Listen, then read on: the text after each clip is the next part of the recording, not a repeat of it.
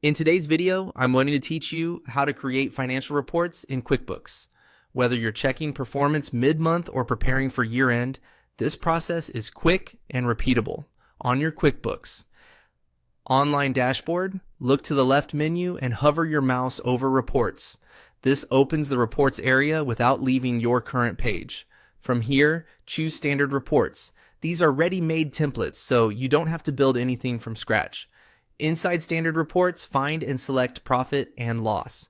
This core financial statement summarizes your income, your expenses, and the net profit or loss for a specific time period. Think of it as the story of how money came in and went out during that window. On the report itself, you'll usually see income, then cost of goods sold if you track it, operating expenses, and net income at the bottom. Perfect for spotting margin and spending trends. When the profit and loss report opens, focus on the report period control near the top. Open it and pick the time frame you need. Choose this year to see performance from January 1st through today. Select last month for a clean snapshot of your most recent month, or pick last year to review the full prior year for comparisons and tax prep. Those presets save time and reduce errors because dates populate automatically. If your company uses a fiscal year different from the calendar year, QuickBooks applies your fiscal settings to this year so totals line up. Choose the option that answers your question and switch between them anytime for a fresh view.